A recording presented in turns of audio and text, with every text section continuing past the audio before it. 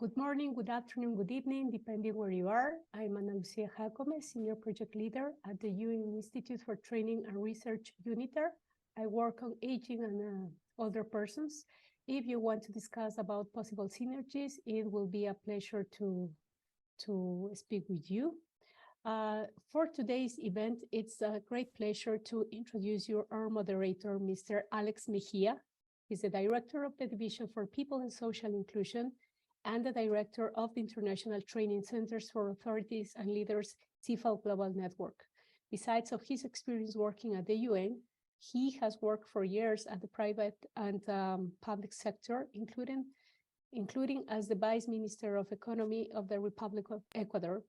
He also served as alternate governor to the International Monetary Fund, to the World Bank, and to the Inter-American Development Bank, as well as a member of the Board of Directors of Ecuador's Central Bank. Please, dear Alex, the floor is yours. Thank you, Ana Lucia. I hope you can hear me well. So, in this couple of minutes that I have the privilege of addressing all of you, dear participants and dear panelists, allow me to share a couple of thoughts before we have His Excellency Luis Gallegos, the Chairman of the Board of Trustees of UNITAR, my United Nations agency, and also the Chairman of the Global Initiative on Aging. Before that, I want to tell you why we believe at the United Nations, and particularly at UNITAR, that access to political participation for older persons is indeed a guarantee that we will have the societies that we want. And to do so, I would like to begin by reminding us all that one of the core aspects for the effective promotion and protection of human rights is political and public participation at all levels. All citizens are entitled to have that right, are encouraged to exercise that right, and it doesn't end with age. So it's very important and very timely that we have this conversation at this time. So we better understand what is needed to ensure that regardless of age, persons remain active in political life. The absence of political participation, as you will understand, affect the rule of law, affect democratic governance, social inclusion, and indeed economic development. And it affects even mental health. We all need to make sure and to enjoy being a citizen of a particular nation, and we need to contribute to the democratic processes so we have the leadership that we expect and that we want. So in this conversation today, we want to also postulate that the right to participate in public political life remains crucial for the empowerment of the individual, each one of us. Perhaps if we see this as a society, if we see this political participation as a groupal activity, as a communal activity, we will understand that absenteeism, which is something that I wanted to address as well, is really damaging. And it goes both ways. Not only the state and society have to guarantee and encourage political participation of older persons, but older persons also need to do their part. And this is, of course, to whoever is listening today that is more senior than us, is simply a reminder that your vote, your engagement, your decision-making is critical to maintain societies the way we want. Also, I recognize that age imposes some barriers, and although age requirements, of course, need to be observed, we need to understand that there should never be an age limit for voting. There should never be any barrier that would prevent someone from politically participating in an election or even as a candidate. And this is another interesting phenomenon that we are seeing today. Very many presidents, full of wisdom, in their 70s, some of them in their 80s, are the preferred option by all generations. And this is a good symptom, because when I belong to the generation that now will become senior very, very soon. I'll tell you, when I was a teenager, you will expect to see the ideal candidate perhaps in the 40s and 50s. This is no longer the case. Our planet indeed is growing older, and our leaders indeed are also growing older on average, which we celebrate very much. Now, political participation of older persons has been historically low, if I may say so, but should be holistically embedded in any political campaign and political election. And this is something that perhaps we need to remember was somehow embedded in the Madrid International Plan of Action on Aging that most of us know. If you don't, dear participant, I encourage you to Google that, because it's important to understand what has happened in the last 2 decades, beginning with the Madrid International Plan of Action. And it is also important to know that as we speak, and I was witness to this last Monday, 3 days ago in New York, within the framework of the United Nations General Assembly, as we speak, very many committed and motivated actors are striving to create this scenario, to postulate, to negotiate, to create a global treaty on the rights of the persons, of all the persons. This is very critical. That document, that treaty, that agreement, that global covenant should also include, of course, these aspects of political participation for all the persons. It is critical, we depend on it, and I simply would like to congratulate all of you for the decision to join us today to have this very interesting analysis and deliberations. And with that, on behalf of UNITAR and the United Nations, I would like to welcome you all and to wish all success to the proceedings ahead. Thank you very much. Ana Lucia, you introduce Ambassador Gallegos. Thank you. Thank you very much, dear Alex. As keynote speaker, I have the honor to warmly welcome His Excellency Ambassador Luis Gallegos, President of UNITAR's Board of Trustees. He's the President of the Global Initiative for Active Aging Foundation. He's an Ecuadorian diplomat with more than 50 years of experience. He's former Minister of Foreign Affairs of the Republic of Ecuador, former permanent representative of Ecuador to the UN in Geneva and New York, respectively, among other posts.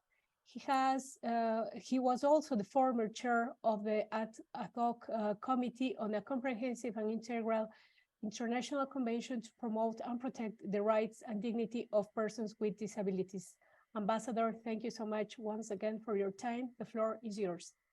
Thank you very much, Ana Lucia. Thank you, Alex. Ladies and gentlemen, all good friends.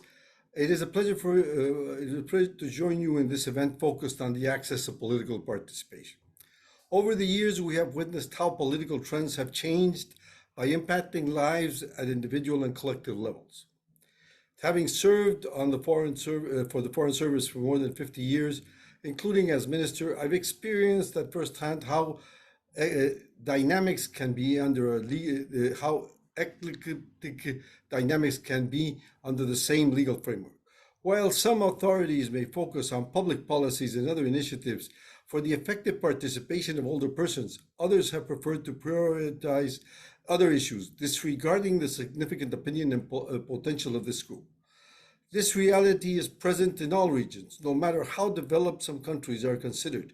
It is clear that institutionality is still pending debt that has been overshadowed by personal or group's interest, even worse, where binding rules are missing.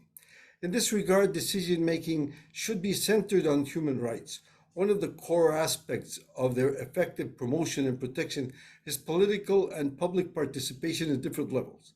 Its absence deters the rule of law, democratic governance, social inclusion, and economic development, and implies political repression while triggering a wide range of problems against peace and security. The right to participate in political and public life is crucial to empower individuals and groups toward prosper and inclusive societies for all.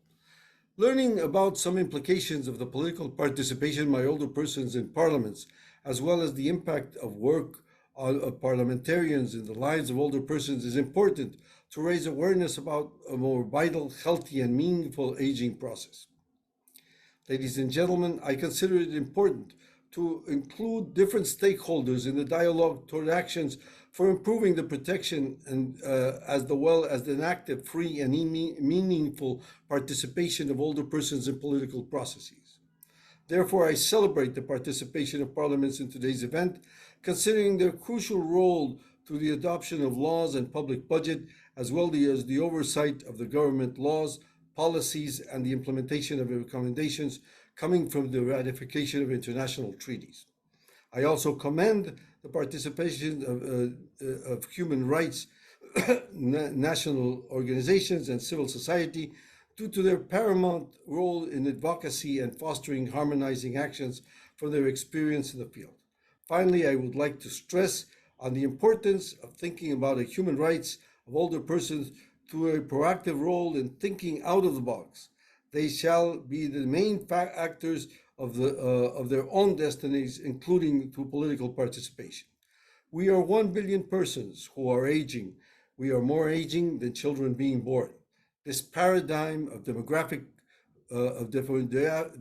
reality will only increase the tendency of the need to participate in the decision-making around the world, and therefore a treaty that guarantees a rules-based order in the United Nations human rights sphere for aging persons is an ultimate need. I thank you very much for this opportunity and wish you the best of dialogues in this panel. Thank you very much for participating.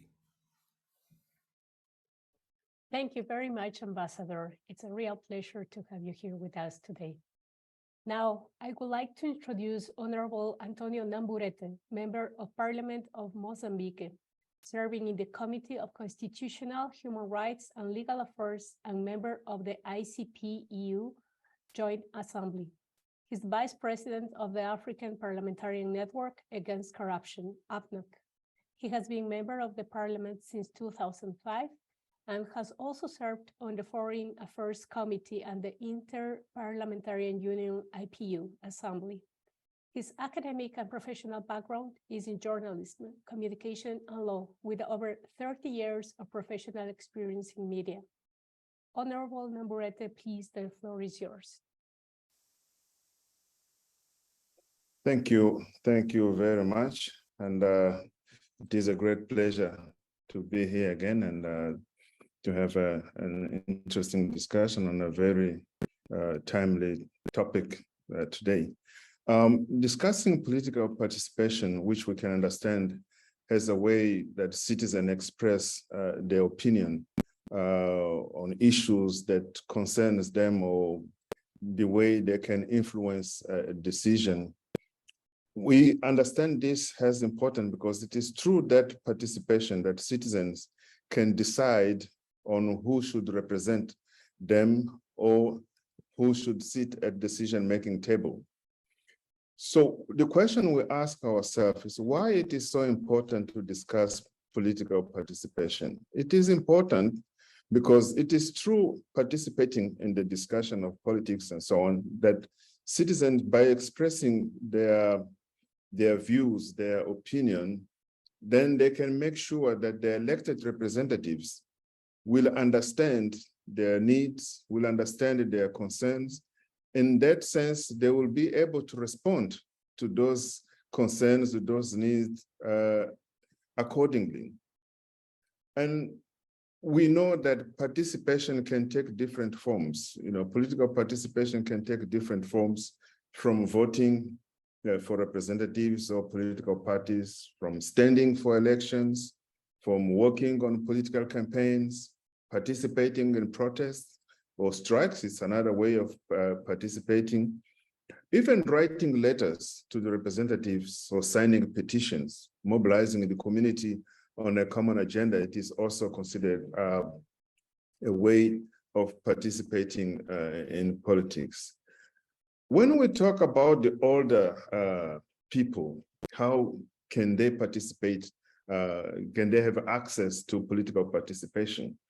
As it was said during the introductions to this discussion, we see a trend that as people grow older, society tend to neglect the older people, tend to ignore their views, they tend to ignore their knowledge and experiences. Those are people who have gone through the phase of young age, adult age, and they are now old age, but they accumulate that experience.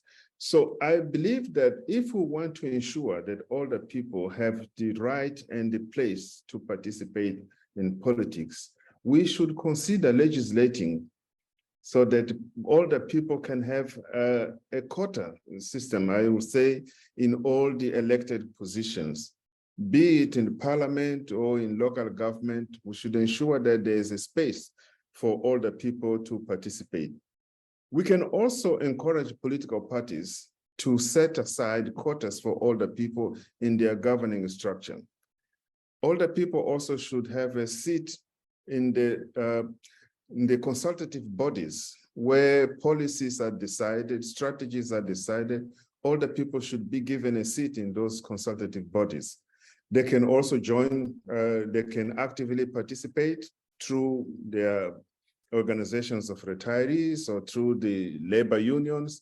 Those are forms that they can participate. But there's also an innovation that can, which is not really an innovation, but we can encourage also that older people be involved and be engaged in social media, you know, like Facebook. This is a very instrumental tool that older people can interact with the candidates, they can interact with the political leaders, they can make their voice heard through the social media. And this will enable also the older people to mobilize the community around the issues that they are concerned about. We can also, we should also understand that older people, they accumulate a wealth of knowledge and experience. And if that experience is passed to the younger generation, I believe it can be very beneficial, not only to the younger generation, but also to the society as a whole. This is a reason enough why older people should be given space in the public arena. We can also encourage institutions to provide internships for older people in area. Of course, it has to be fitting to their physical condition. It has to be suitable to their physical condition. By providing them internships, I would say, it will keep those older people alive and participating actively in the processes of our society. Engaging older people in mentoring of younger politicians. This will be another way of involving the older people in politics. We can also consider establishing continuing education and continuing training programs for older people so that they don't stay idle, they can continue actively involved in the processes in political involvement, in the community involvement. One thing I would like to stress is that being old and being weak physically does not mean that the older people have lost their ability to reason. And the experience they have, being an older person, it means that you have gone through all the stages of life. So you have knowledge of all the stages of life. And this knowledge, I think it should be maximized in the sense that be put at the service of our community. So this is what I think we should put in place, we should do, encouraging our legislative bodies to legislate specific terms that the older people will have a place, will have a seat to voice their concern and represent other older people in the deliberation tables, in the decision-making tables, in the consultative bodies, in the parliament, in the local government. This will be a very strategic move to ensure that older people do participate in the community, in the politics of the country, of the society. Thank you very much for listening to me. Thank you, Honorable Navarrete. As you mentioned, the use of media for participation purposes nowadays is key. Dear participants, I encourage you to send questions or comments to the speakers by using the Q&A Zoom tab. Now, to continue, it's a pleasure to introduce Honorable Sirpa Pietikäinen, member of the European Parliament Intergroup, Active Aging, Intergenerational Solidarity and Family Policies. She's a Finnish member of the European Parliament, representing the European People's Party, EPP, since 2008. She is a politician with wide experience, including as Finland's Minister of Environment and member of the Finnish Parliament for 20 years until 2003. Currently, she's leading the work of the EU Directive on Minimum Standards for National Equality Bodies. Honorable Madam Pietikäinen, please, the floor is yours. Thank you so much. And I'm so happy to have the possibility to address you in this very important subject. And let me start why it is important. We have heard it already that our population globally are aging, and this is actually a very good thing. This is what we have tried with better education, better standard of living, and better healthcare services, including antibiotics and better nutrition. Okay. Then the question is, why do we need to underline and endorse the active participation of elderly people in politics? Isn't this self-clear? And the answer is no. And we have a big part hidden discrimination towards elderly people. And this sort of a labeling is the good start of it. Have you noticed that always when you start label people as a group of people, children, African, Asian, elderly, expats, you lose the identity, and quite seldomly you label the better off classes. Caucasians, here I'm one of the Caucasian speaking, or men, or Caucasian white engineers, or well-off men, or middle-aged men. Well, this is just the way how middle-aged men, or do we have a representation of a middle-aged man? And this actually sort of reveals the actual power structures of our societies globally. This hidden discrimination of elderly people has many formats. Quite often they are excluded of the same services that the people working have access to. They are not heard in the same way when, let's say, elderly care homes or services are chosen. And their preferences on urban planning or services are not taken into account in the same way than the middle-aged people's preferences. And what makes it even more difficult is the fact that we all can understand how it is to be a child or a teen when we grow up after these days. But it is very hard, quite often impossible to understand how it is to be an older person, a person in their 80s, if you are yourselves 20 or 30 or 40. And actually it is younger people that are sitting in the positions that make the decisions, planning of digitalization, equipment, services, and so forth. Then we have pretty open discrimination that is well meant but badly hitting. And this is refers to elections. Quite often what I can hear is that it is a good thing that we have a change of generation in politics, or someone is too old to candidate to presidency, to national parliament, to European parliament, or local parliaments. If someone is 65, 70, and hardly ever we have people that are close to 80 or beyond that because they are considered too old. A bit like, you know, the age by itself would diminish the importance or the ability to think or there might be diseases that have an impact on it, but the age itself doesn't, or it would be this kind of a defect that could prevent the political participation. And actually, we know that the good societies are created by different variety, the diversity of people. And we know that if we think, and we should think, that if we meet some stupid, ignorant older people, they probably been that way from the birth.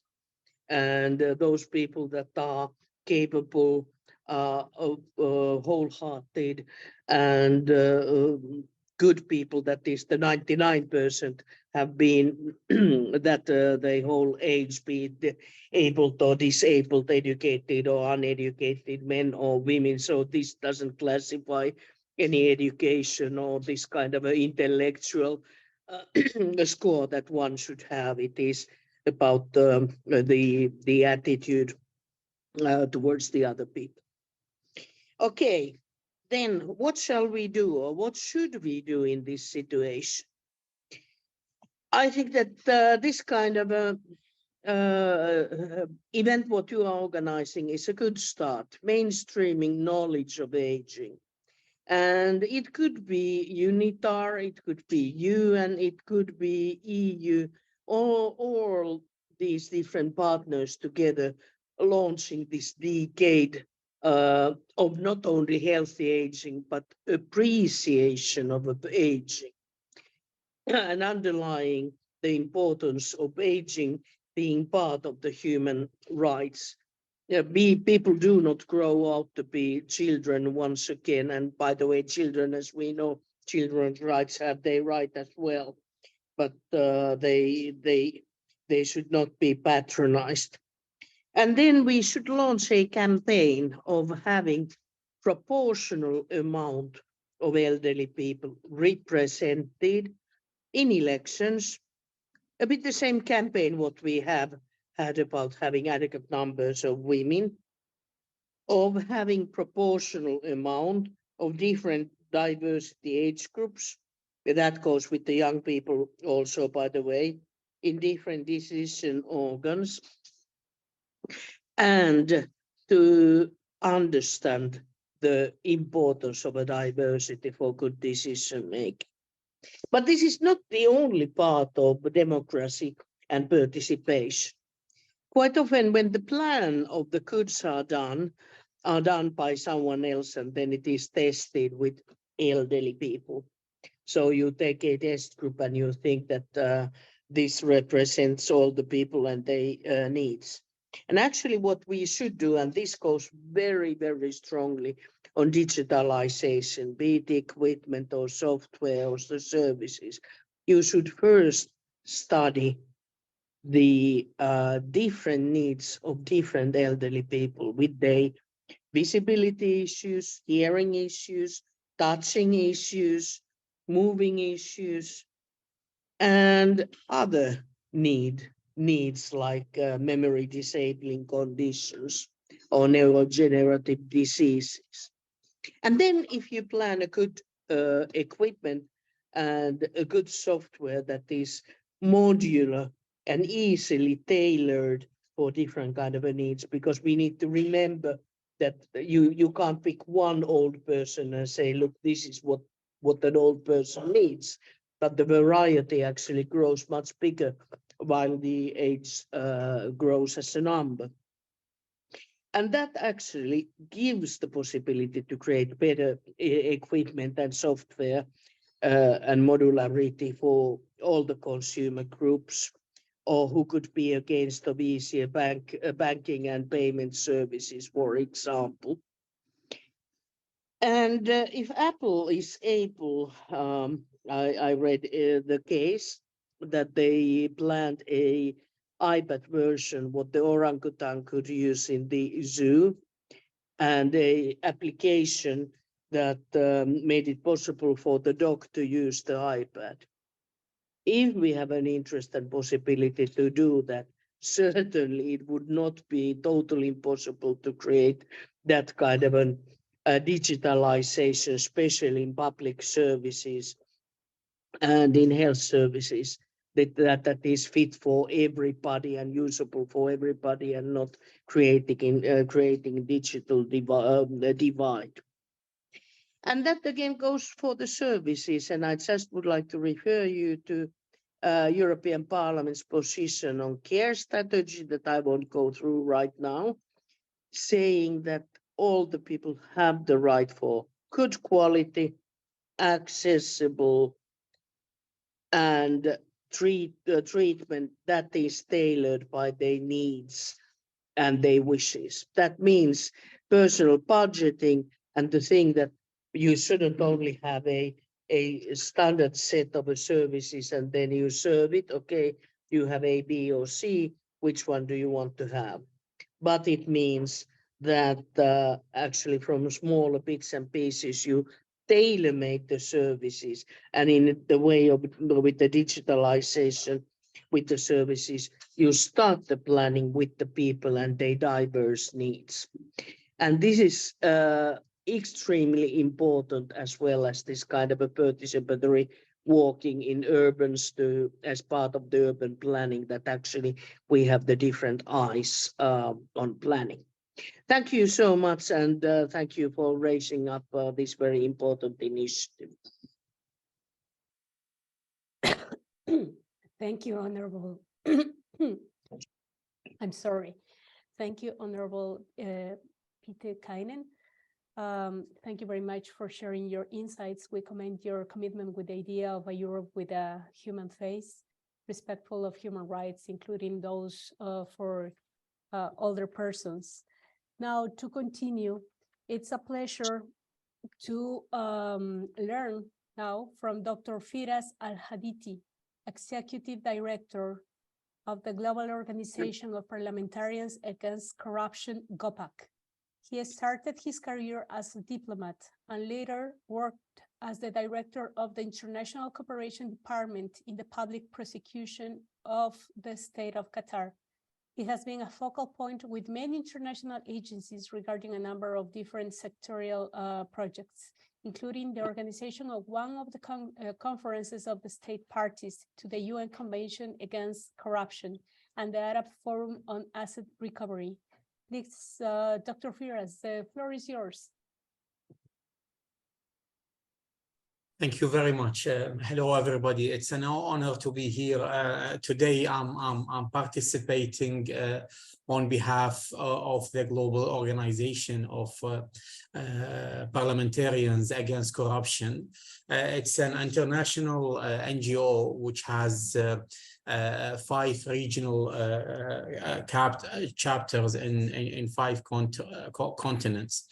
Our organization seeks to establish ethical and accountable governance worldwide by supporting its members through global anti-corruption capacity building, international peer support, and scientific research.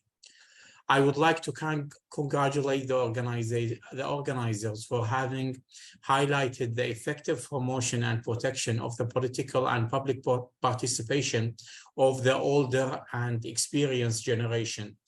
Indeed, a generation that represents an important segment of our societies, to whom we owe a lot, and they are an increasingly significant force to be reckoned with in society, whether politically, economically, or socially. For the future, this will mean continuing to integrate and to empower older generation, in particular by removing the barriers and obstacles that exclude or discriminate them. In this context, it is essential to underline the negative impact of corruption on society in general, as it compromises the equity of institutions and the state's ability to provide relevant services, such as judicial services. Indeed, corruption in the rule of law system weakens accountability structures and fosters a culture of impunity. As illegal actions are not sanctions, legal remedies may be restricted and laws are not systematically enforced. In the specific case of older generation, the main issue linked to their vulnerability in modern society is financial abuse, which can be defined as any fraudulent behavior that goes against the best interest and informed consent of older generation in order to take advantage of their finances. These mechanisms of financial exploitation can take various forms, such as theft, lending, forced gifts, deception, or denial of access to funds. One of the legal solutions that can be offered in this context is first and foremost the strengthening of specific legislation aimed at prohibiting the most obvious deceptive practices. Indeed, criminalizing the financial exploitation of experienced generation can help to raise awareness about the issue, deal with certain cases that would otherwise fall outside the scope of the existing laws, and finally, encourage law enforcement agencies to take action to combat cases of economic crime. The second solution would be to take political measures to enable our experienced generation to participate in decision-making process and to integrate their perspective in their judicial solutions, whether by developing organization to represent their interest or by facilitating their integration into legislative and judicial institutions. To conclude, what we can retain from this statement is that in addition to protecting our older generation from corruption, we should learn not only to respect the wisdom of our experienced people, but also to research it and to use it as a guiding force in political decision-making. To this end, older generation need to be actively involved in shaping our political landscape in order to develop to develop a corruption-free society together. Ladies and gentlemen, thank you to have me here again. And again, it's a pleasure to be amongst you all. Thank you. Thank you very much, Dr. Firas, for sharing some highlights on the impact of anti-corruption in decision-making processes to include older persons. Now, let's continue with a well-known expert on the rights of older persons, Madame Sylvia Perel-Levin. She's member of the NGO Committee on Aging in Geneva. She has been advocating in the fields of human rights, aging, and health for 23 years. She represents the NGO's International Network for the Prevention of Elder Abuse in PEA and the International Longevity Center Global Alliance, advocating for the inclusion of aging and older persons across the UN and promoting a UN Convention on the Rights of Older Persons. Congratulations, dear Sylvia, on your book, Aging of the Oppressed, A Pandemic of Intersecting Injustice. For the takeaways document, we will be including the link of your book. Please, dear Sylvia, the floor is yours. Thank you very much, Ana Lucia and Alex and UNITAR for this impressive second cycle, and we advance towards better protection of the human rights of older persons. And I have some thoughts, and I would like to react to some of the things or complement some of the things that have been said by previous speakers. My key messages is that we cannot take away ageism and age-based discrimination as a root source of the barriers older persons face when in the exercise of their human rights. And also to really stress the fact that generally when we talk about the human rights of older persons, many immediately go to the social, economic, and cultural rights and immediately put older persons within just in the topics of social protection and care and support. When I totally I accept and strengthen that this is an important aspect, we should never forget that older persons also need to enjoy their civil and political rights. That was mentioned by in the report of the independent expert last year to the council when she wrote a report about older persons deprived of liberty. So, and saying that, I would like to say that older persons are the most heterogeneous group. We all know that, with diverse characteristics and abilities, and that a human rights approach with a focus on autonomy, independence, and meaningful participation needs to be at the core. What does it mean? It means that really not everybody, not all older persons are wise. Like Sipa Pietikainen said, we do not equal age with wisdom, because not everybody is wise, not everybody has all the capacities, not everybody, but at the same time, not older persons are frail. So we don't call them elderly, we call them older persons, or we refer to them as persons, but really not to categorize them as one group of people with similar characteristics. What we can characterize as something common is that the barriers that they face are related to age. And changing the narratives around it is crucial. If you think about the portrayal of older politicians, and because there are older politicians, it's not that in many countries there are many older politicians, and sometimes they are really receptors of criticism, and their criticism that could be political criticism is actually adjudicated to their age, and that we need to change. For example, we have seen a current president, maybe falling down or maybe being confused for a few seconds. Immediately the discussion in the media goes to the fact, should be a president over the age of 80 be a practicing president? Not all, first of all, the fact that a person falls down could be any person falling down. Any person can make a mistake. But how that's equal to all older persons being unable to function as a president? Really, that is part of the ageism that we are talking about. Or a senator that freezes. Maybe a senator, and I'm not defending his political views, but the fact that they may have a neurodegenerative disorder, so what? What we know, so what? Really, the fact that some media people may have difficulty in watching that freezing moment, that doesn't mean that we shouldn't learn to watch people being able to freeze or being able to function in different situations. A person doesn't lose all the capacity at once. The fact that one becomes certain age doesn't mean that one doesn't have any capacity. And even if one loses a capacity in one area, doesn't mean that doesn't have a capacity in other area. So we cannot have access or talk about implement a convention on the rights of persons with disabilities that suddenly become an end to that when they become older than 65. That should apply the rights of persons with disabilities and the accessibility and the right to live independent in the community and the right to political participation with any ability should extend to the end of our lives. And again, not to equal an older politician with age.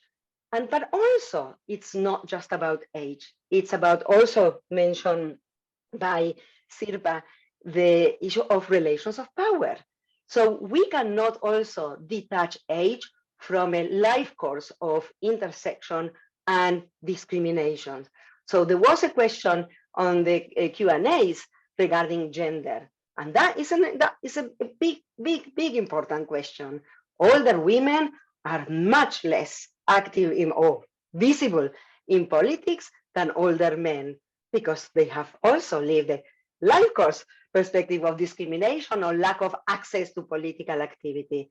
And but there are several levels of political activity. One is really being elected and being in the position of power that generally is related to a life course of power, and whether men and women and racial power relationships that continues as we age. But also, Dr.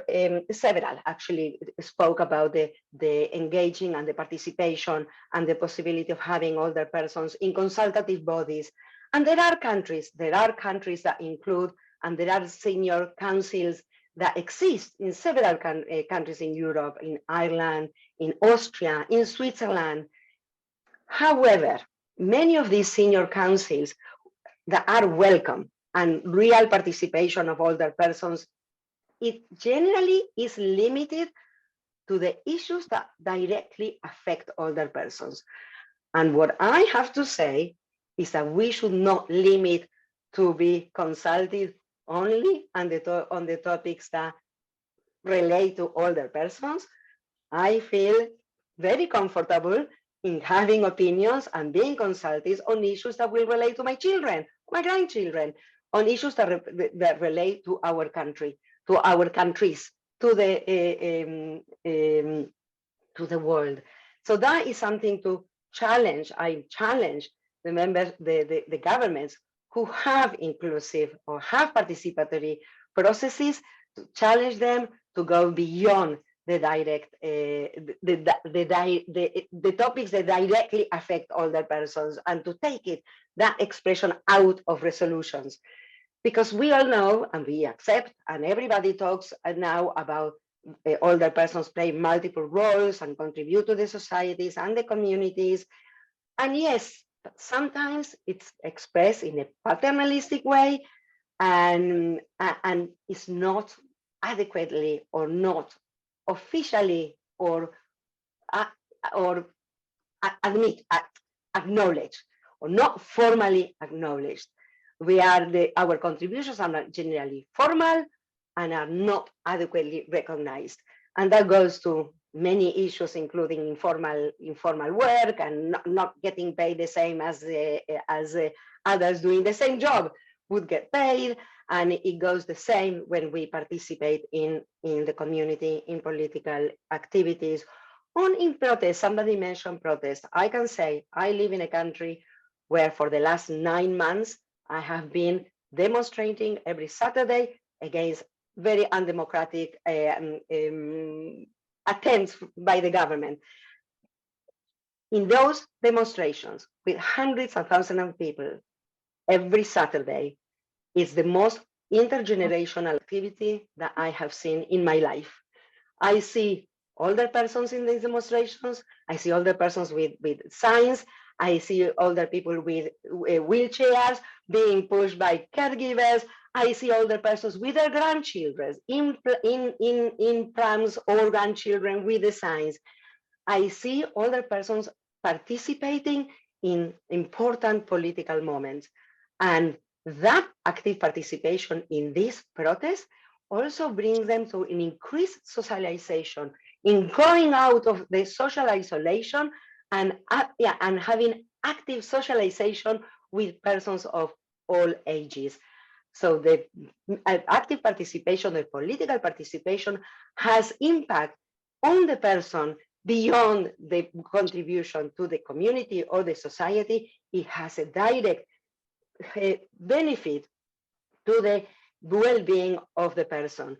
Another example I would like to bring, just maybe to and I can come back with an answer to questions, is also in Australia, the story of the Knitting Nanas, which there is a chapter in the book that you mentioned, Ana Lucia.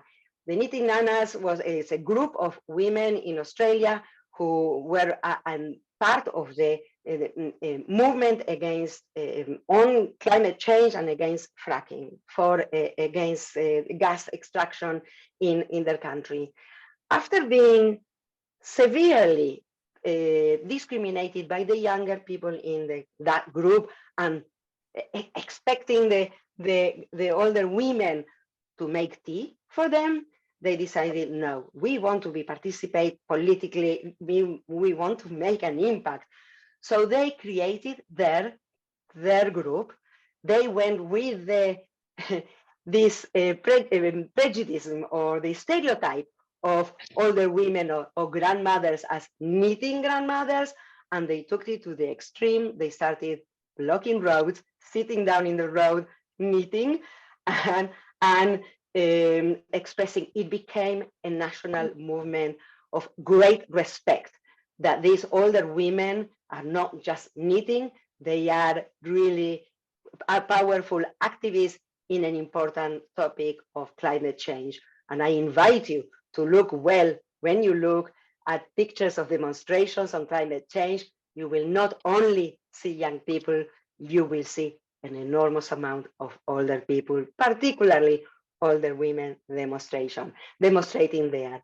And just to finish, and because it was mentioned in the beginning, as we advocate for a convention, a UN convention on the rights of older persons, and we are convinced that that will guide the governments to have a human rights-based approach to include older persons in all aspects of life, including in social-political life. Thank you.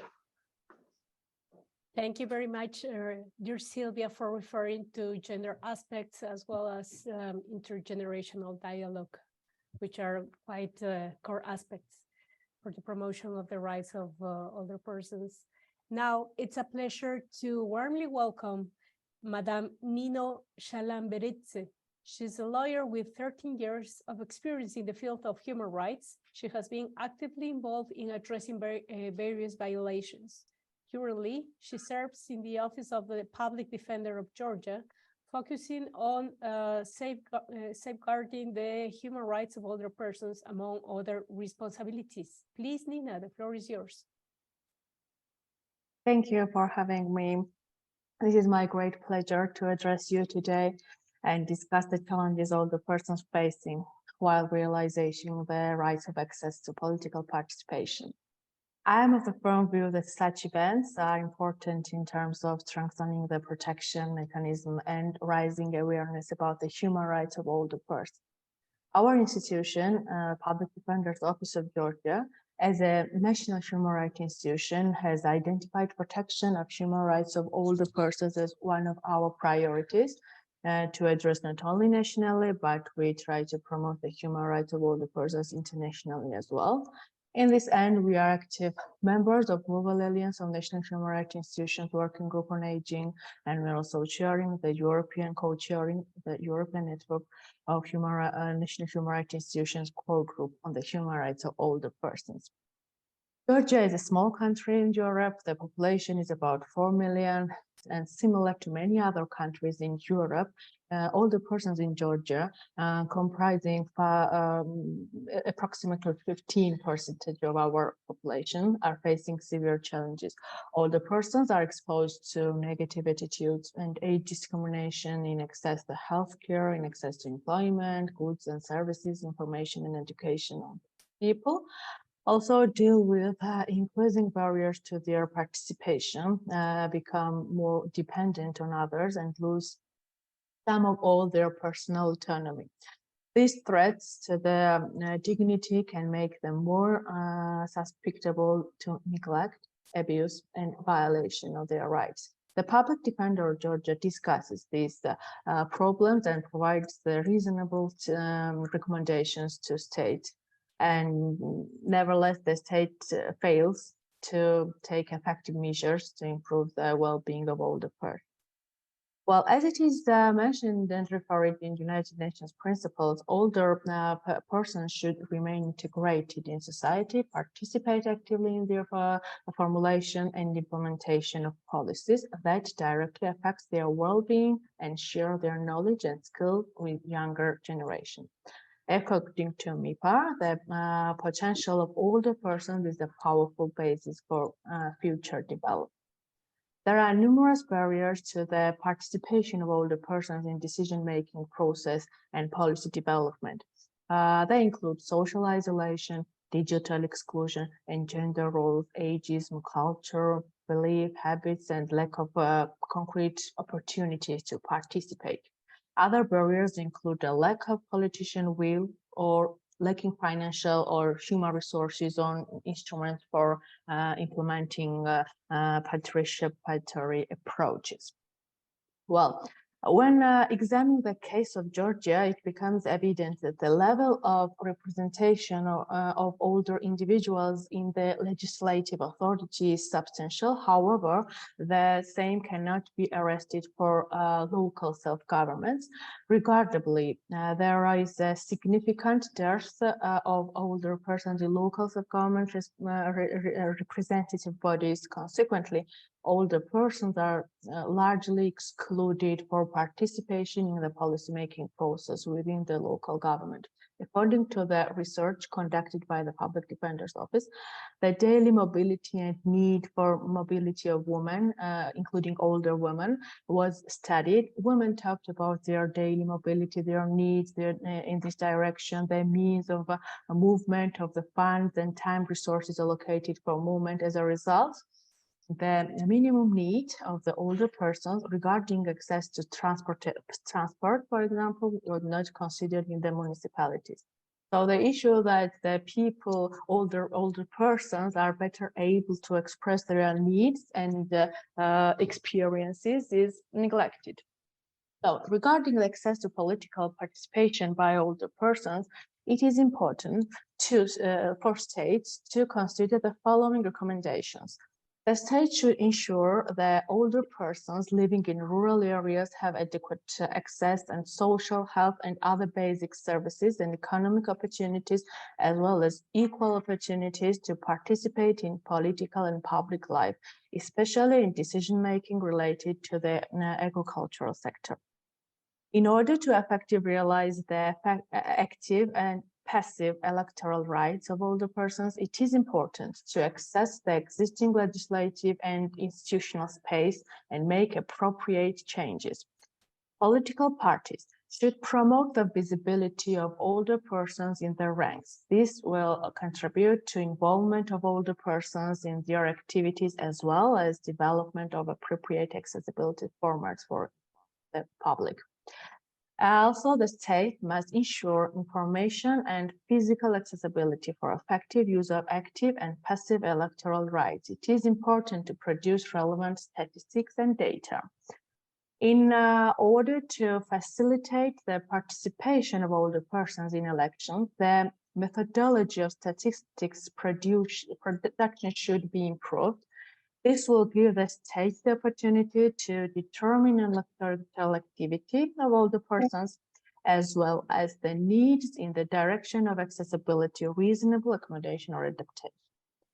Well, lastly, the paramount concern arises in light of these challenges and issues, given the absence of a mandatory regulatory mechanism compromising these matters. And also in the question and the Q&A section was the comment that this issue should be reflected in the legislation. Yes, that's why the Public Defender Office, Public Defender itself lends its support to the new international and legally binding instrument concerning the human rights of older persons. Well, thank you. Thank you very much, Nino, for sharing your insights. The role of NHRIs in this process is quite paramount. Now, for analyzing the legal gaps at the international level on access to political participation, I have the pleasure to welcome back Professor Michael Stein. He is the co-founder and executive director of the Harvard Law School Project on Disability. As we have highlighted in previous events, he had a key role in drafting the UN Convention on the Rights of Persons with Disabilities. So his experience is quite appreciated in this initiative. Please, Dr. Stein, the floor is yours. Thank you very much for having me, and thank you. I'm honored to be among the respected and significant individuals who have already contributed most of my thoughts. And it's also a pleasure to see His Excellency Ambassador Gallegos yet again. I just have a few thoughts, and although I'm usually speaking internationally, I think this time I'll just share them in the context of the US so that I can be a good guest and criticize my own country rather than others. One is just to echo some thoughts about the stigma that's involved with age and individuals who are holding political office. There are some times in which it surely seems like the individuals, because of health rather than age, may have some questions as to participation, as to ability to turn up for votes. We have that with a wonderful senator. We also have stigma that's raised in the context of another senator who has overcome a stroke and turns up and votes And so his age and or his health are not relevant to his ability to participate. And it's very, I think, telling to see the media's use and misuse and the pundits' use and misuse of age in the context of what seems to be our upcoming presidential election. President Biden in age 80 is portrayed as being too old and stumbling and bumbling. And yet, Mr. Trump, who is 3 years younger than he, has never been a capable individual as far as holding office, is quite possibly not in control of his emotions or whatever intellect he happens to have, is portrayed as vibrant and viable. And I think that's very telling as to the ways that age can be misconstrued as far as abilities. Having said that, due to the demographics, we now know that our U.S. Congress, for better or worse, and there are many questions about it, are actually it's the oldest Congress that we've ever had, both at the high chamber and on the lower chamber. Their average ages are above anything that we've seen before, and it's likely that that trend will at least plateau, if not continue, and trend upwards. A positive thing that the U.S. did, at least on the statutory level, what was called the Help America Vote Act, and it's something that extends both to older persons and to the community that I mostly serve, which is persons with disabilities, noting that there's an empirical overlap between the demographics and the membership of these two groups. The idea with HAVA, as we call it, was to reach individuals who may not be able to make it to the polling places. The idea was to facilitate individuals living in congregate care, living in isolation, living in medical facilities, and to enable them to vote because in theory, and this all predates COVID and predates the current goings on with our politics, that they're valued and that everyone should vote in a democracy. And one would imagine that would be the theme globally. Sadly, it is not, that everyone should vote. But HAVA is not legally enforceable. There is not the standing, the ability to go into court and challenge, either as a private citizen or even as a state attorney general. There is not the ability to do that. So we have on paper the notion that we want older folks, people with disabilities and others to vote and to be facilitated in their voting. But we don't have the actual practice for it. And in fact, again, so I can be critical of my own country rather than of others, we are seeing a very marked trend. It is a Republican trend at the state levels, and it's only Republican, it's not Democratic, where on the notion of preserving the legitimacy of voting, where they are tightening up the requirements for those who vote. And as someone who is also an historian as well as a human rights lawyer, it's very reminiscent of the devices that were put in to exclude African Americans, those with different national origins from voting during the era known as Jim Crow. Requirements of registration, of showing a driver's license, of having to commute long distances in order to register to vote, of having to show things like birth certificates, which may not exist if you began your life in a different place, and the requirement of English only, undercutting the ability to mail in a vote, undercutting the ability to vote online. There is zero evidence of voter fraud when those devices are used, something along the lines of 1 or 2 individuals, perhaps in 100,000. That is the evidence of voter fraud for which they're pushing back against. But there is a good amount of evidence of how this has either prevented or will dissuade literally hundreds of thousands, if not millions of Americans across the US South in Republican-controlled states from voting, which is exactly what that political party wishes to do. Exclude the individuals whose views are likely to be in opposition to their own. And that is exactly what you do not want in a democracy. You want everyone to vote, whatever their views. Stepping back for a moment and looking internationally and looking at the work that's being done on decision making and legal capacity, it's in its strongest form arising from Article 12 of the Convention on the Rights of Persons with Disabilities, but its overlap to the community of older persons is significant.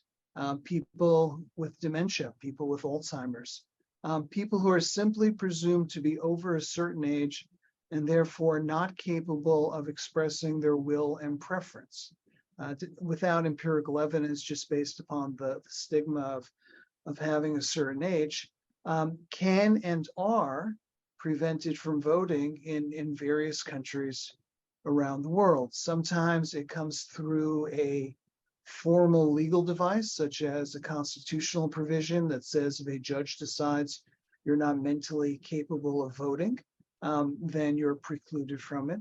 Sometimes it's done through a sneaky subset of devices.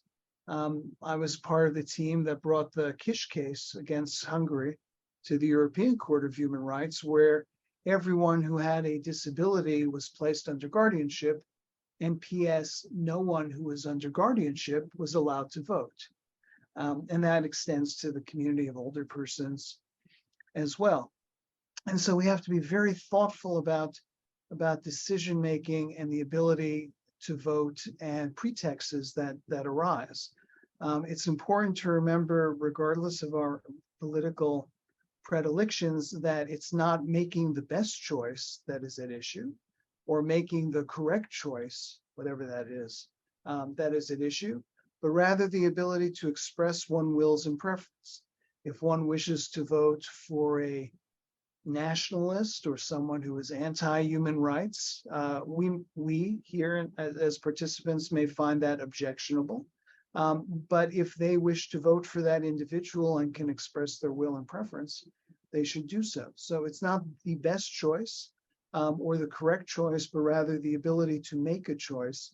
And it is the case both with persons with disabilities and with older persons and with the intersectional group in between that are often precluded from voting on those bases. That, of course, and the parallel to what would be HAVA in the United States, which is both under the CRPD and of course under the International Covenant for Civil and Political Rights, states have to enable people to vote. They must come up with the positive measures and the ability to get to the polls and to have access to the polls, perhaps to have supported decision-making as far as describing who the candidates are.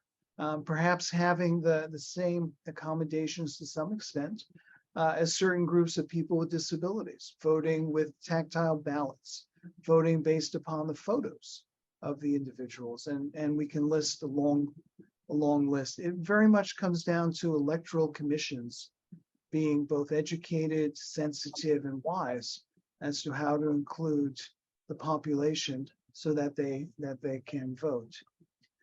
Finally, I'll just echo some colleagues, which is we also need to remember the gender implications, both because women statistically live longer than men, and women statistically are politically repressed and excluded more often than men.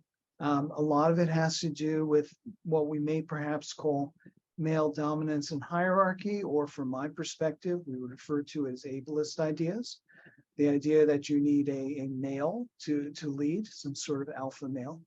And so we need to remember that we need to facilitate and to include those groups and to be intersectional even across older persons groups for indigenous peoples and other minorities who may not be at the forefront of political power and may therefore not have the ability to force the facilitation to participate, to vote, and to stand as candidates.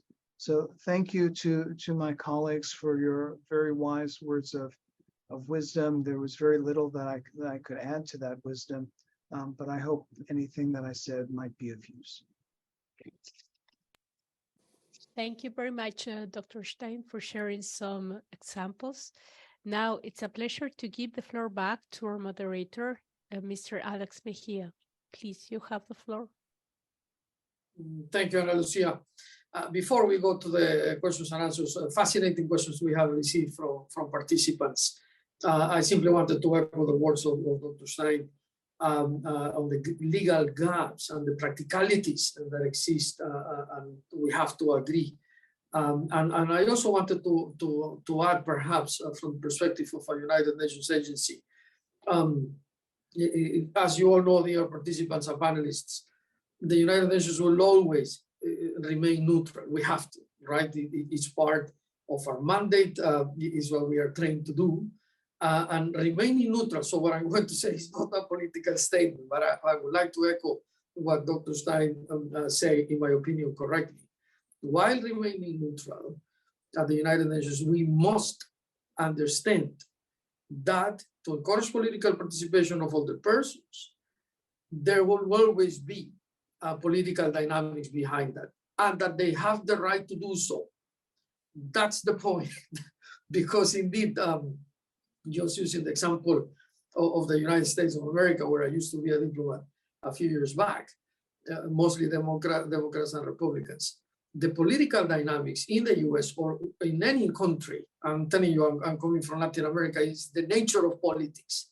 Could be very convoluted, very passionate, very extreme, and all the persons should exercise their right to do so. This is not only something that the younger generations or the mid career professionals in a society would do. An older person doesn't lose the ability to passionately take sides in politics. Politics implies exactly that. So while we remain neutral at the United Nations, we must recognize that when we encourage political participation of other persons, there are barriers. There are a lot of things to do to ensure that they have the access, no discrimination, that the guardianship, just to use an example of a correct example that Dr. Stein just mentioned, is not used as a political tool. And yes, that then they will choose whatever position that they want to choose because they have the right to do so, right?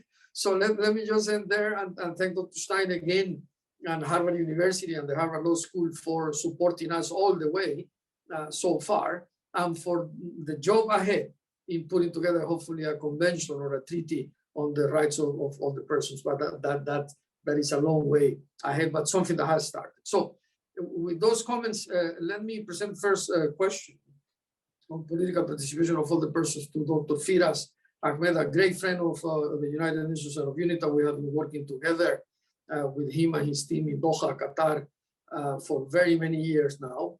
He leads the executive part of GOPAC, the Global Organization of Parliamentarians Against Corruption.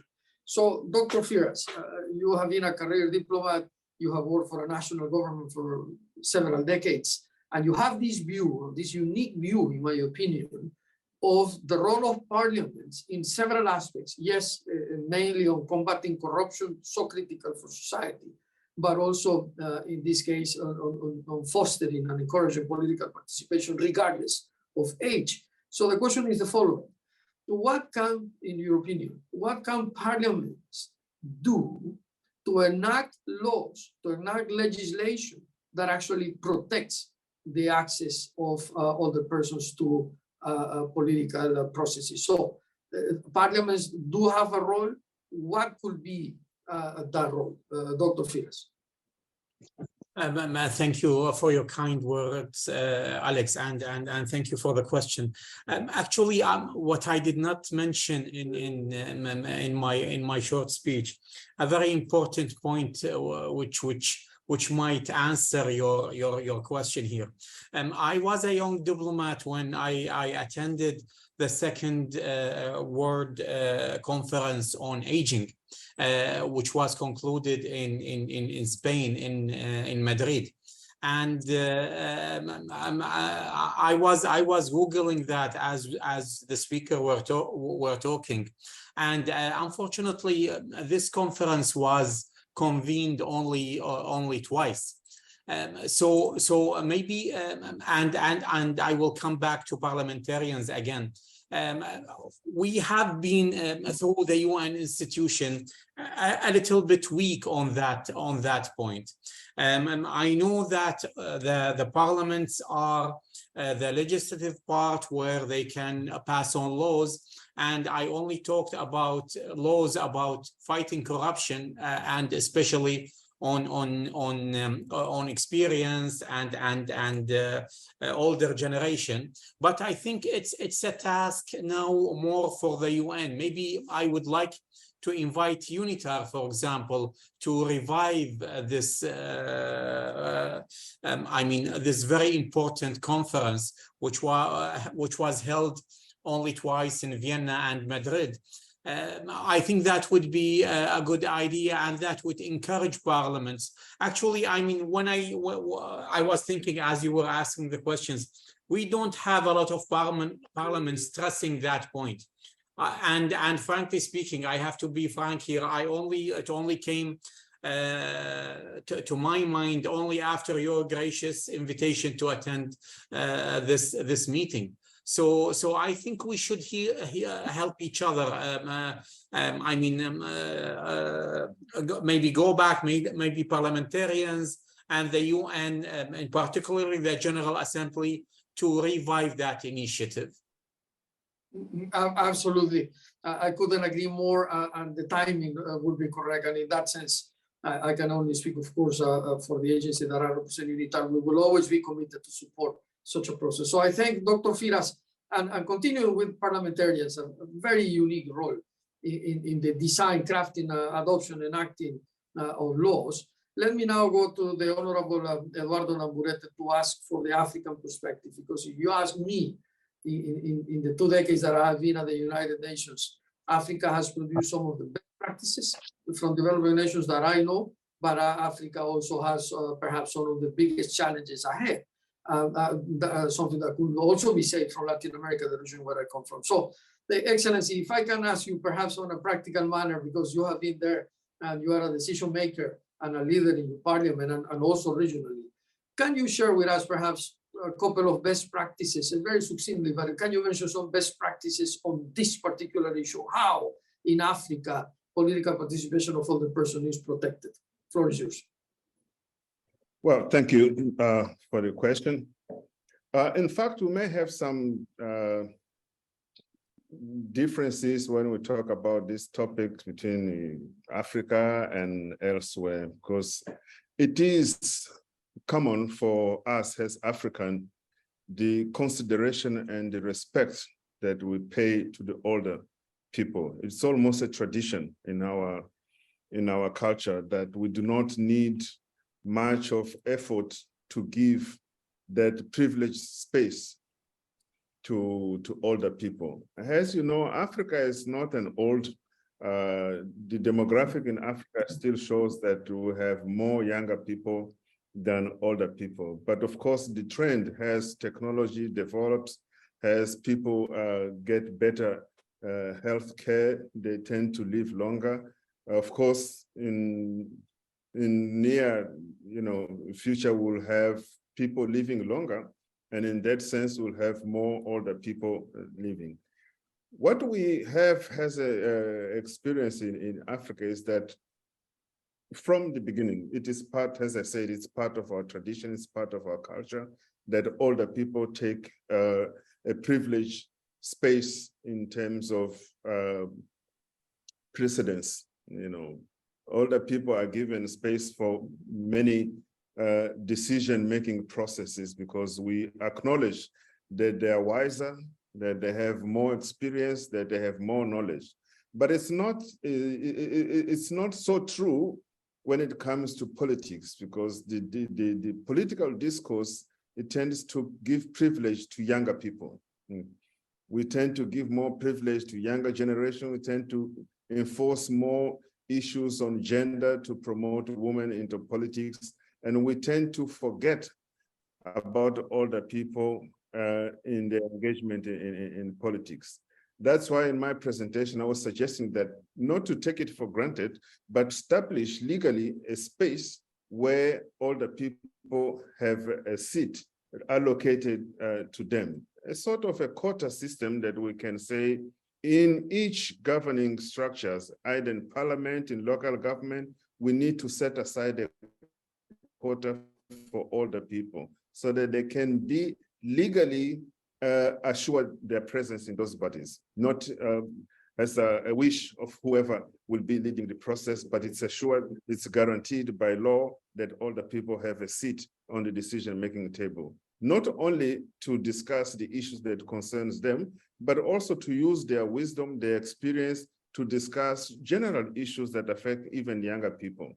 So in terms of our experience, even though it's not yet transformed into a piece of legislation, but we always ensure that among all the governing structures, we have an elder sitting to serve as a role model to the younger people, to serve as a tutor to the younger people, which combines what we have as our own tradition and what we want to see in the future, that older people should always have a reserved space whenever decisions are taken.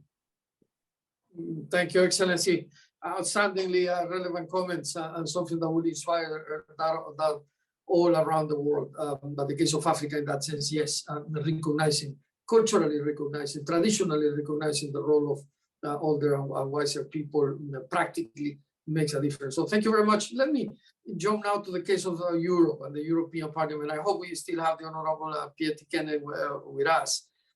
She gave a passionate intervention before. I don't know if you are listening, but if you are listening, I simply wanted to also give you, thank you very much indeed, to give you the floor from the perspective of Europe, to talk about something that sometimes we ignore, but in Europe, I see this dynamic rather active and well. The interaction between parliament and media, and how can we leverage media to raise awareness about the need to protect and enact and motivate the political participation of the elderly. How you see the role of media? The floor is yours. Thank you very much. I think that we have this kind of interest groups, like we have the interest group of aging in European Parliament.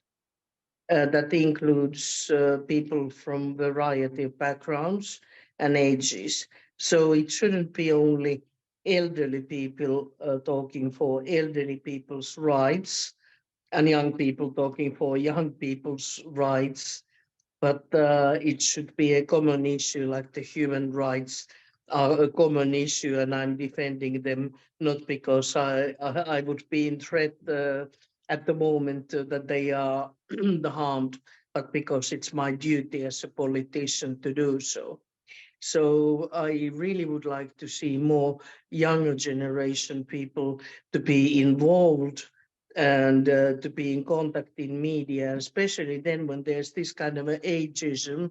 Thank you for very interesting and good interventions, what I had possibility to listen, to raise up these issues. And always when some politician or other person, NGO or whoever is attacked because of the age, the media should immediately be contacted and said, look, there might be a serious default why someone can't be in politics, but the age certainly isn't, and you can't equivalent incompetence and age, but you need to really put the effort on understanding this hidden huge discrimination what we have. And because it's hidden, it's so popular, it's done every day in media, there's this kind of a very popular sort of a trend that everybody tries to look younger and act like younger, and this kind of a preference for young age to see that this is not the norm and this is not the way how we should behave. And if we as a politicians don't react on it, then the big question is, why we are voted. And then what we would need to do, both with the media and otherwise, is to correct all those election and participatory legislation so that we ensure adequate participation for all age groups in, rightly said, so in all issues of the society, not only in issues that concern the elderly people. Thank you. We couldn't agree more. Thanks to you indeed. Now, let me jump now to issues of technology. So this type of dialogues and the privilege of having such senior and outstanding panelists benefits us all the participants, we at the United Nations. So we wanted to present questions as a follow-up to what every panelist has already said on a wide range of issues that affect political participation. And now I would like to address the next question on issues of technology to the Honorable Nino Shalamberidze, the Ombudsman from Georgia. So, Madam Ombudsman, I understand a little that as an ombudsman, of course, you will get very many requests, and you will do your best to protect, in this particular case, the rights of all the persons to remain active in political processes. But technology sometimes implies a barrier, and all the persons, it varies from the country and the level of education and the advance of technology in a particular community. But technology can be a barrier for political participation. Technology can be a barrier for communication, to remain politically active in a movement, in a party, or simply to be well informed. So can you give us some comments from your perspective on what could we do to leverage technology so the other persons can remain active politically? Floor is yours.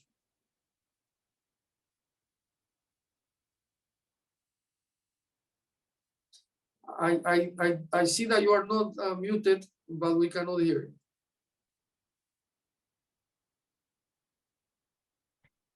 Dear Alex, it seems that there is a technical problem with Nino.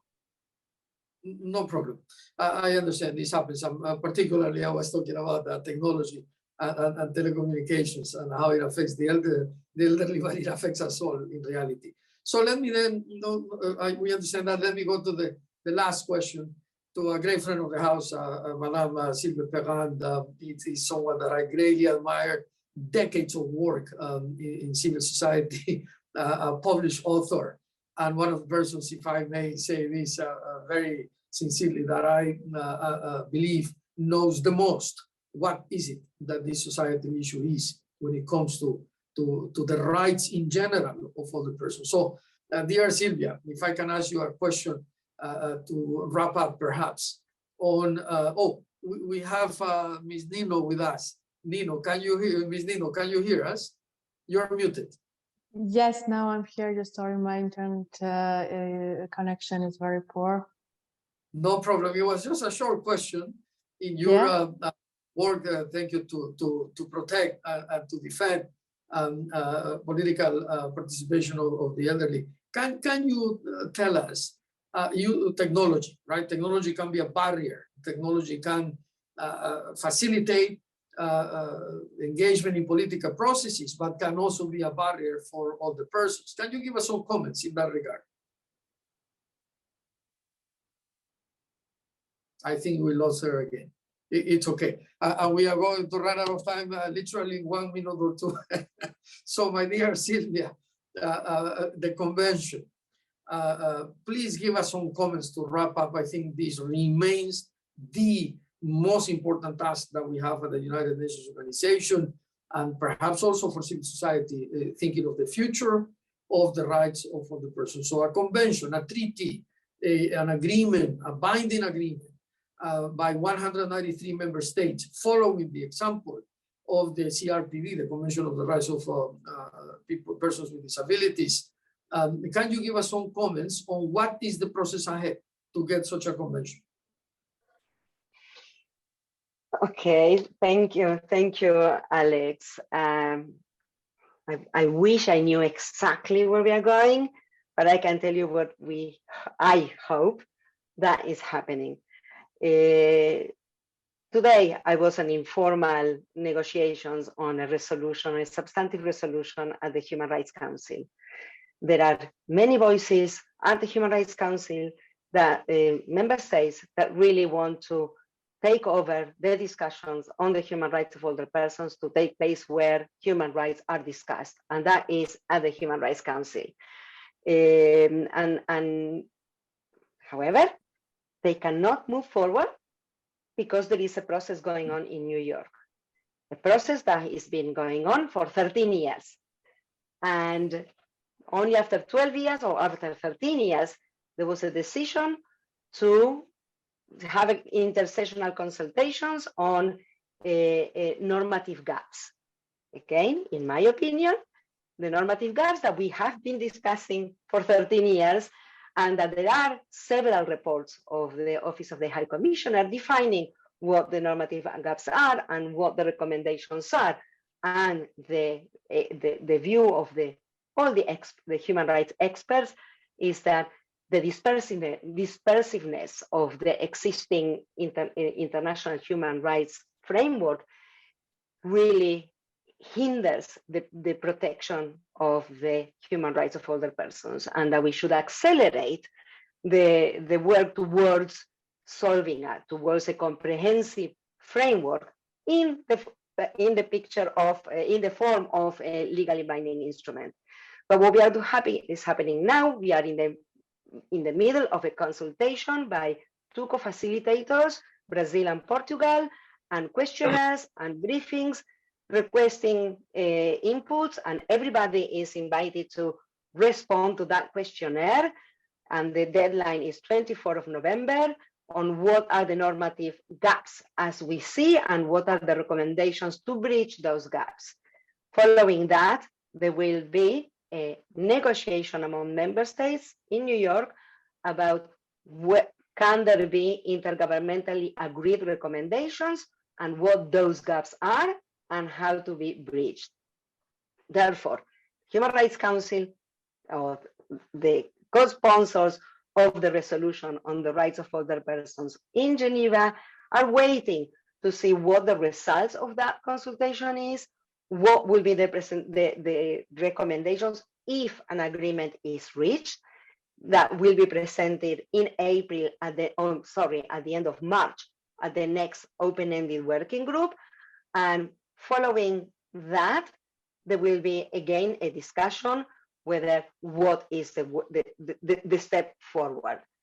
In my opinion, there is no avoiding in establishing a working group that will directly analyze and develop and draft elements for a legally binding instrument. And just to be short, examples of what happened this morning and what happened yesterday in an informal negotiation in the right to care. One country, I will not name the country, even said that we cannot talk about, we were talking about the enjoyment, older persons and their human rights. They contest the use of their human rights because we don't have a legally binding instrument, and there is not a category of group of older persons defining. So we cannot talk about our human rights, their human rights, because there is no legally binding instrument defining our rights. These are the same, of course, countries that they oppose a legally binding instrument. So we come to this catch-22. On one hand, we cannot talk about our rights, but we cannot have a legally binding instrument. This needs to change. I mean, we have heard as well in briefings by UNHCR or instances in emergencies that older persons are excluded from consultations, are excluded from interventions, simply because there is no legal obligation to include older persons. That needs to change. I believe that there will not be any other way but having a convention. And for that, we need to move from the discussion solely on social development. Social development is very important, but we need a dedicated legal human rights international law discussion on the human rights of older persons by human rights experts, and really putting it on paper and for discussion and negotiating without any barriers, without stopping ourselves from identifying that we have the same rights as everybody else. Thank you very much, Silvia. Thank you for this very unique update. From the inside, you are sitting there, and the perspective of human rights, of course, will be very important. But we understand the political dynamics and why some member states, names not to be named, as you correctly say, have perhaps a view that could change and that needs to change. But we will have a legally binding instrument. It's a matter of when, not if, I believe. And we at the United Nations, of course, very much welcome that. Our Secretary General has committed to support the process ahead, and I hope we'll see it soon. We have run out of time, but I wanted to make sure that I thank the Honorable Ombudsman from Georgia. She very proactively wrote a comment that I would like to read right now on access of all the persons to technology. If I may, my apologies again. Can I say it by myself?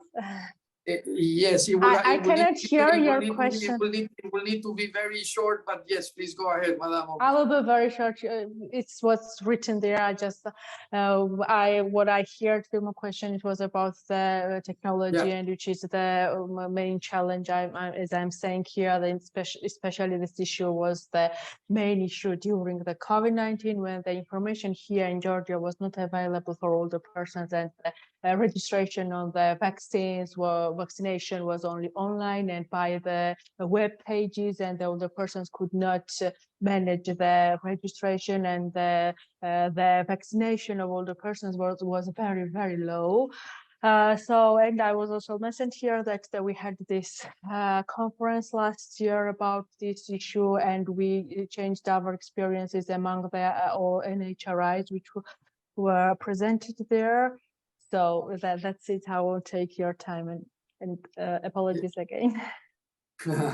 No need to apologize. And actually, thank you very much for staying with us.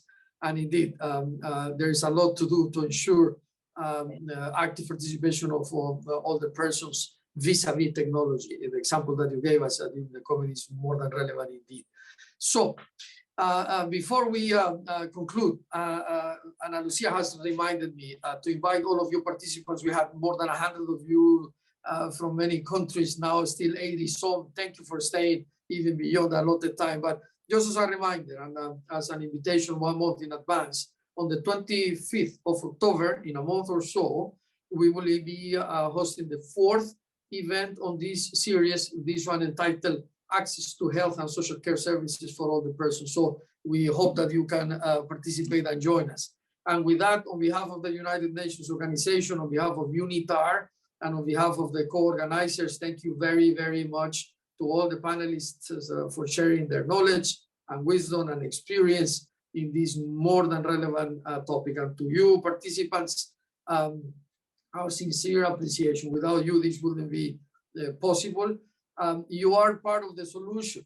And I simply wanted to say as one last phrase, and hopefully the most relevant phrase here, we all have a responsibility to ensure that all the persons remain engaged, active, and valid, very, very valuable members of our societies, no matter how developed or underdeveloped, no matter how rich or poor, no matter if it's rural or urban. We need to ensure that it's our responsibility, and political participation should be one of those priorities. With that, thank you so very much for joining us today. We wish you the best.